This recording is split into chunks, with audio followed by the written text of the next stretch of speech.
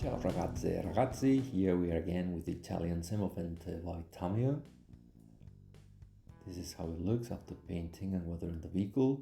I think it turned out okay, and there weren't big dramas along the way. I'm reading Rinaldi's tanker book, and I tried to experiment with a bit of oil rendering, and it was fun. What can I say? Takes a bit more time, but the rendering work with your brush and white spirit is joyful, and the result pays.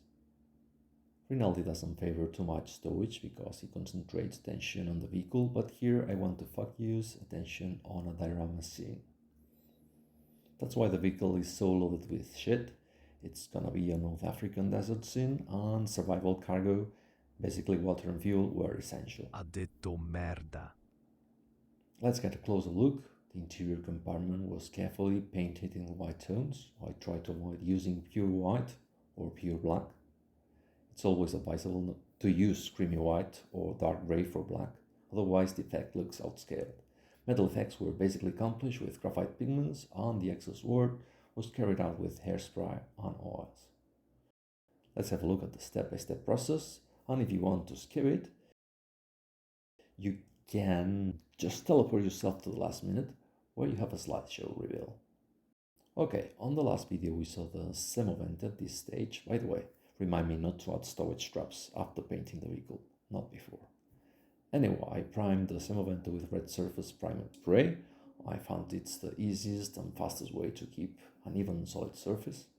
The interior compartment was prepared for painting, so I masked the fenders and part of the turret and airbrushed chipping fluid inside. The fighting compartment was airbrushed with Grimoire's acrylics. And then I started chipping it with different tools and a little bit of water. Heavily used areas and corners received more attention. Details were painted with metal acrylics and greenish tones, both for those seats and the loading part of the gun. An ochre for lights and enamel filter was applied all around the interior compartment. Followed by a dark brown enamel pin wash, excess was cleaned with odorless white spirit. There you have it.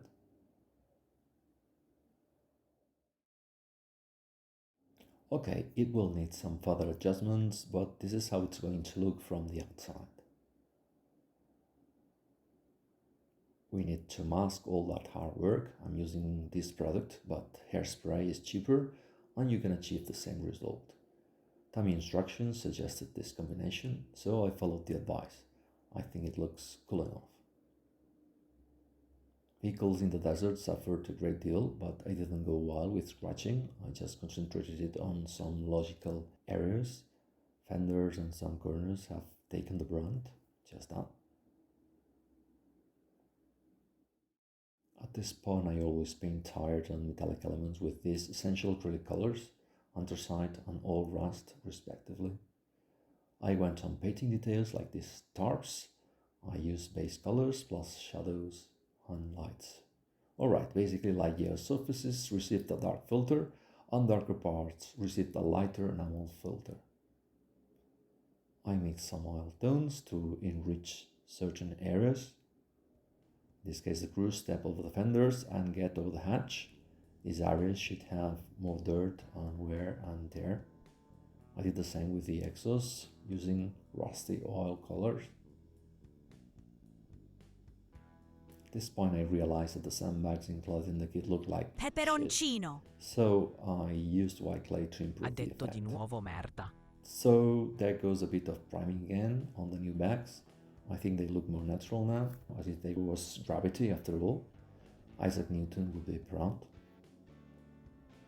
Dark pink wash is always a magical moment. Whatever looked like a toy becomes almost a real thing. Rivets and protruding elements were given a final touch with lights, and we almost have finished. We need to attack metal elements.